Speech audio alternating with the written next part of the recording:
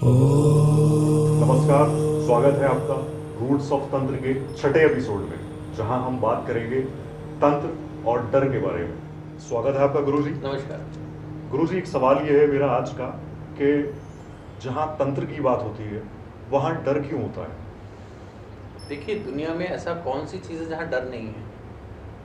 आप हॉस्पिटल जाते हैं तो भी आपको डर लगता है, आप लॉयर के पास जाते हैं तो भी आपको डर लगता है, आप सड़क पर अकेले घूमते तो भी डर लगता है। देखिए, डर होना गलत नहीं है, पर तंत्र के लिए डरना एक क्रिएशन है, एक लोगों ने क्रिएट कर दिया है कि लोग तंत्र के नाम से डरते हैं।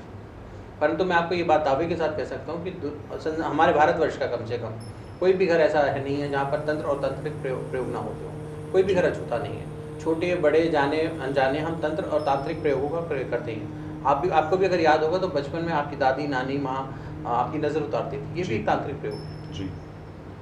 तो तंत्र का एक मिथ क्रिएट कर दिया गया है कि तंत्र जो है डर का सब्जेक्ट है, जबकि तंत्र अपनाने का सब्जेक्ट है, तंत्र प्यार का सब्जेक्ट है, तंत्र समझने का सब्जेक्ट है, तंत्र प्रैक्टिस करने का सब्जेक्ट है, ना कि तंत्र के से डरने का सब्जेक्ट है। मैं, मेरा परिवार, मेरा शिष्य परिवार, मेरा गुरु परिवार, हम हज़ारों लोग हैं जो तंत्र और तंत्र के बारे में बात करते हैं। हमारी नॉर्मल ज़िंदगी है, हम वही खाना खाते हैं जो आप खाते हैं, वही ज़िंदगी हम भी जीते हैं जो आप जीते हैं, वही गाड़ी मैं चलाता हूँ जो आप लोग चलाते हैं, वही सब कुछ नॉर्मल है।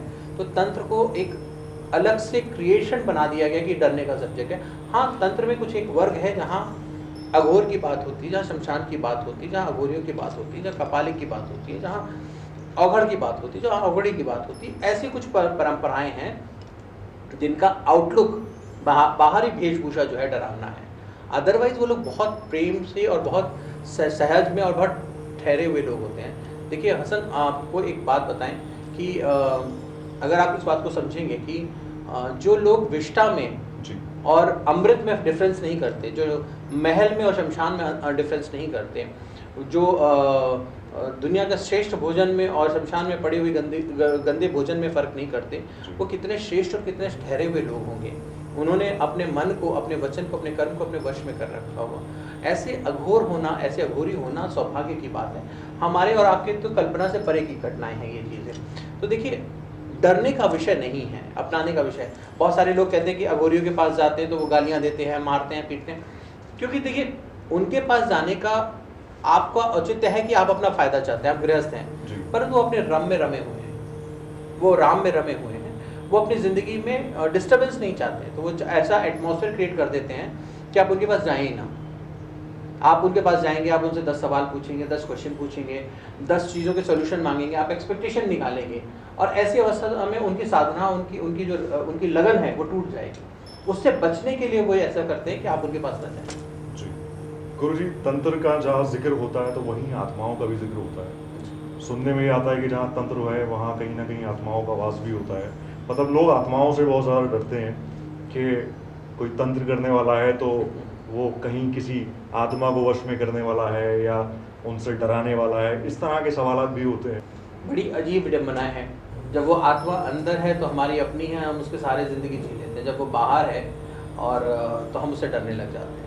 बड़ी अजीब विडम्बना है ना। जब वो हमारे अंदर चल रही है तो हमारी अपनी है, आत्मा राम है, हम उसकी सेवा कर रहे हैं, हम उसके बारे में बात कर रहे हैं। जब वो बाहर आकर खड़ी हो जाती है और ये पंच तत्व का हाड़ मांस का बना हुआ शरीर निष्क्रिय कर देती है, तो हमें लगता है कि हम आत्मा से डरने लग जाते हैं। भैया, जैसे पशु पक्षी जीव जंतु मानव ये योनियाँ हैं, वैसे भूत प्रेत पिशाच ये भी योनियाँ हैं।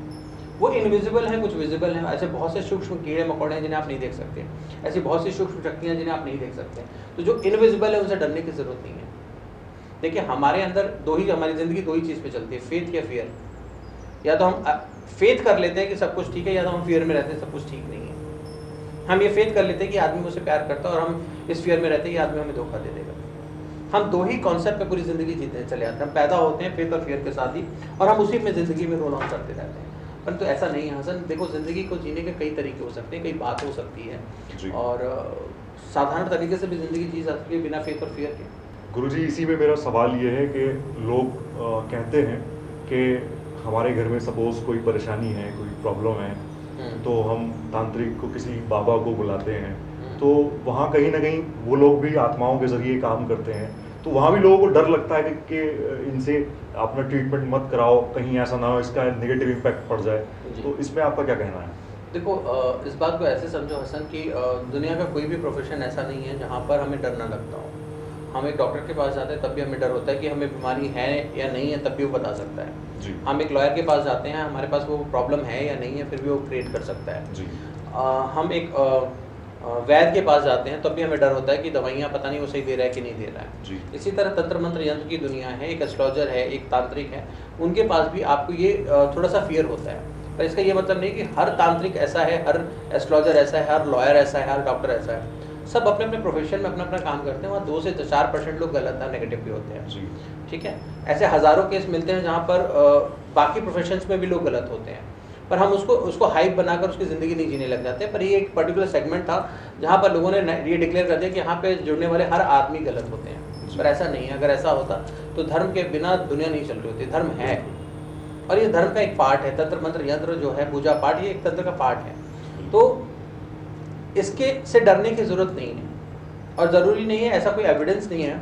साक्ष्य नहीं है कि जहाँ पर एक पूरा कैडर आपने प्रूव कर दिया हो कि तांत्रिक गलत ही होते हैं। जी हाँ, उनके करने का प्रोसीजर अलग हो सकता है, उनके करने का सिस्टम अलग हो सकता है, उनका वेशभूषा आडंबर का हो सकता है। जैसे मेरी आप जी। देखें, आपको लगेगा कि बहुत अलग कपड़े पहने हुए हैं, जी परंतु मैं नॉर्मल कपड़े भी पहनता हूँ, परंतु ये कपड़े मेरी पहचान है।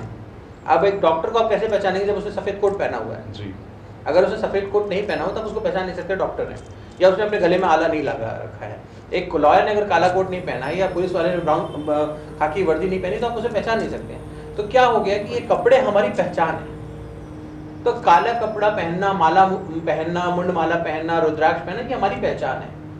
अब इस पहचान को आपने गलत बना रखा है, क्योंकि देखिए हम 700 सालों की गुलामी में से निकले। 700 सालों की गुलामी में जिन्होंने हम पर शासन किया वो उन्होंने यही कोशिश की कि हमारा धर्म खत्म हो जाए। जी कभी हमारे मंदिर तोड़े, कभी हमारे मस्जिद तोड़े, कभी हमारी चीज़ों को नुकसान पहुंचाया, कभी हमारे धर्म स्थान तोड़े। बहुत सी चीज़ों से द्वारा हमें नुकसान पहुंचाने की कोशिश की गई है। मैं किसी एक धर्म की बात नहीं करता, मैं ओवरऑल धर्म की बात करता हूँ। जब भी हम पर शासन किया गया हमारे नुकसान पहुँचाएगा, हमारी संस्कृति को ख़त्म किया गया। तो तंत्र तो हमारी संस्कृति का बैकबोन था, तो उसको तोड़े बिना कैसे काम चल सकता था? तो उन्होंने वही किया, इसको एक अलग रूप दे दिया, या तो ब्लैक मैजिक को डर से जोड़ दिया या तो एडल्ट्री से जोड़ दिया। इसके अलावा मेरा एक और सवाल है इसी में से गुरुजी, कि लोग आत्माओं का जहाँ जिक्र होता है, आत्माओं की जहाँ बात होती है, सच में क्या आत्माएं होती हैं? मतलब नेगेटिविटी या पॉजिटिविटी के साथ में आत्माएं होती हैं? जैसे हम सुनते आए हैं कि उस जगह मत जाना, वहाँ पे भूतों का वास है, वहाँ पे आत्माएं रहती हैं। तो मतलब इसका क्या इम्पैक्ट है, क्या इसका इफेक्ट? देखो हसन, मैं सीधी सी बात बताता हूँ आपको कि आत्माएं होती हैं।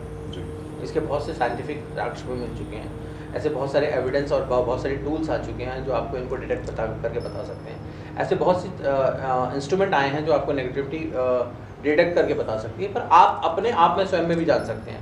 आप किसी जगह जाते हैं, आपको कंफर्टेबल लगता है, किसी जगह अनकंफर्टेबल लगता है। क्यों लगता है? क्योंकि वहाँ की एनर्जी पैटर्न आपकी समझ में नहीं आता। जैसे आप एक ट्रेन में चढ़ते हैं, ट्रेन में चढ़ने के बाद आप क्या होता है कि आप 10 लोगों को देखते हैं और उसके एक के बगल जाके बैठते हैं और एक की शक्ल देखना भी बर्दाश्त नहीं करते। ऐसा क्यों होता है? वो ना आपका उन दोनों से किसी में से किसी का लेना देना नहीं, एक एनर्जी पैटर्न है, एक ऑरा है उस व्यक्ति का जो आपको खींच के ले जाता है। और हो सकता है कि आप जिस व्यक्ति के साथ उस ट्रेन में मिले हैं, जब आप उतरे तो आपका वो 2 घंटे का सफ़र रिश्तों में बदल गया हो, और जिस व्यक्ति को आप पसंद नहीं कर रहे हैं उससे हो सकता है लड़ाई हो सकती है और पुलिस केस हो चुका हो। तो ये ऑरा और एनर्जी का गेम है। इसी तरह इन आत्माओं की एनर्जी है, कभी पसंद आती है, कभी पसंद नहीं आती है। तो इसको एक ही तराजू में तौलना कि नहीं जी आत्मा है तो गलत ही होगी, तंत्र है तो गलत ही होगा, और अगर ये है तो एडल्ट्री होगी और सेक्स होगा, ये होगा, ये सब बिल्कुल गलत बात है। ये भूत प्रेत होगा, ऐसा कुछ नहीं है। ये सारी योनियां हैं, ये अपने अपना जीवन जी रही हैं और अपना समय पूरा करके अपनी जगह पे चली जाएंगी। गुरुजी, मतलब आत्माओं की जहाँ बात है, जैसे आपने एक्सप्लेन किया है, तो मतलब किसी भी प्लेस के लिए जैसे बोलते हैं कि वहाँ मत जाओ, वहाँ आत्माओं का वास है, नेगेटिव एनर्जी है, या बहुत भूतिया इलाका है, कोई भी ऐसी जगह है, तो वो नेगेटिव क्यों है? वहाँ डरावना ये चीज़ें क्यों हैं? वहाँ पे मतलब लोग डरते क्यों हैं? देखिए हसन, जो जगह है बहुत सालों से बंद है, जहाँ कोल्ड है, जहाँ ठंड है, अंधेरा है, वो जगह अपने आप में हॉन्टेड हो जाती है। आप अपने घर का एक कोना बंद कर दीजिए और 6 महीने बाद खोलिए, आपको अजीब लगेगा। तो इसमें वो जगह जो 100 साल से 200 साल से बंद है वो हॉन्टेड प्रतीत होती है, क्योंकि वहाँ की एनर्जी नेगेटिव होगी। कभी प्रकाश नहीं पहुँचा, कभी सुगंध नहीं पहुँची, कभी मानव जाति नहीं पहुँची। तो वहाँ की एनर्जी जो है नेगेटिव हो जाती है। और उसमें कोई वो नहीं है, आप अपने घर का एक कमरा बंद कर दीजिए, आपको डिफरेंस नज़र आ जाता है। आप अपनी गाड़ी में 10 दिन ना खोलिए, आप उसको खोल के देखिए तो आपको एनर्जी नज़र आ जाएगी। तो जहाँ पे भी अंधेरा है, जहाँ पर ठंड है, जहाँ पर भी प्रकाश नहीं पहुँचा, वो एनर्जी नेगेटिव हो जाती है और उस जगह को पॉपुलर कर दिया जाता है। हॉन्टेड है, हॉन्टेड। जैसे आप एक कैफ़े जाते हैं, किसी एक को कॉफ़ी पसंद आ गई हो, दूसरे दिन सोशल मीडिया पे डाला आई लव द कॉफ़ी, अब नेक्स्ट टाइम तो वहाँ भीड़ लग जाती है, ठीक है, वहाँ भीड़ लग जाती है and everybody start posting love the coffee, चाहे उस कॉफ़ी का स्टैंडर्ड हो या ना हो। देयर सो मेनी प्लेसेस जहाँ पर सारी दुनिया को खाना पसंद आ सकता है पर आपको पसंद नहीं आता। उसी तरह से बहुत सी जगह है जहाँ पे आप कहते हैं हॉन्टेड है पर मुझे वहाँ आराम मिलता है, मुझे मज़े मिलते हैं। सो अपनी सोच और अपनी एनर्जी है। जैसे एक पंखा चल रहा है, उसकी आप ब्लेड को नहीं देख सकते हैं, लेकिन पंखा बंद कर दे तो ब्लेड देख सकते हैं। या फिर आपके पास ऐसी दृष्टि हो जब आप उसकी आरपीएम को कैलकुलेट कर सकते हो, तब आप पंखे की ब्लेड को देख सकते हैं, ठीक है। तो उसी तरह इन एनर्जीज को देखने की जब आपके पास शक्ति और सामर्थ्य होगा तो आपको डर नहीं लगेगा।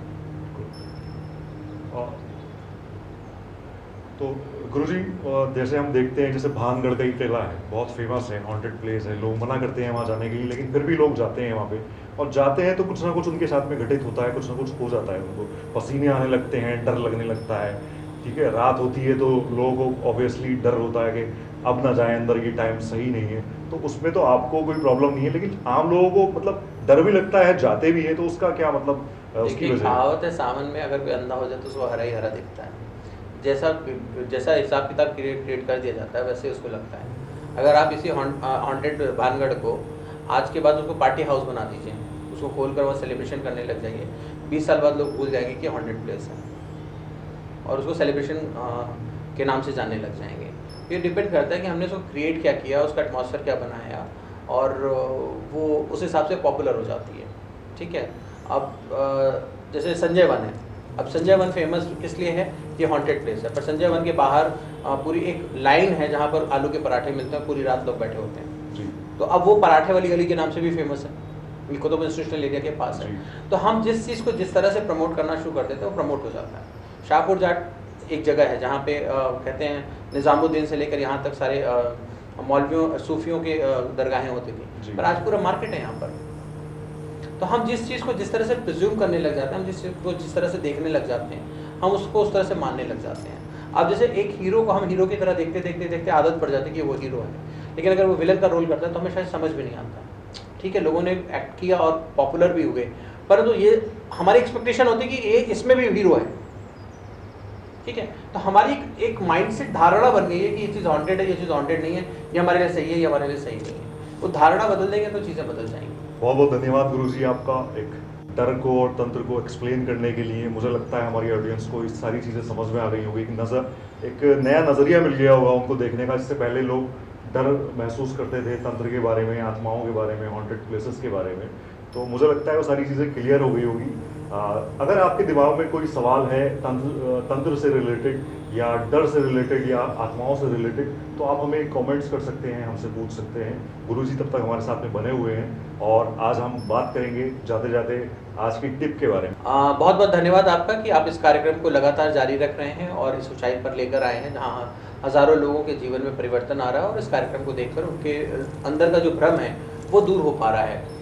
हसन, मैं आपको एक बात बोलूँगा कि जाते जाते जो टिप देना चाहूँगा, मैं यही कहूँगा कि हारिए ना हिम्मत, बिसारिए ना राम, जाहे विधि राखे ताहे विधि रहिए ना। ज़िंदगी में कितना मर्जी आप उपाय सोल्यूशन सब कुछ कर लीजिए, लेकिन मन के हारे ही आ रहे हैं, तो आप मन से मत हारिए। आपको ईश्वर जैसे रखता है उसमें कोई प्रश्न न रहिए। जब भी आपको भ्रम होने लग जाए कि आप श्रेष्ठ हैं, तो आप अपने से नीचे वालों को देखें, और जब आपको लगे कि आपका जीवन व्यर्थ है, तो आप अपने ऊपर और अपने नीचे दोनों लोगों को देख लीजिए।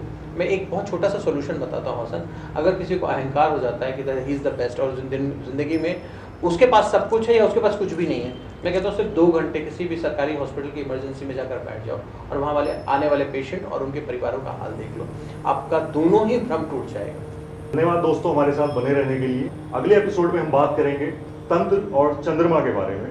तब तक आप बने रहिए हमारे साथ। बहुत बहुत धन्यवाद। ख्याल रखिए अपने आप का और सुरक्षित रहें। धन्यवाद।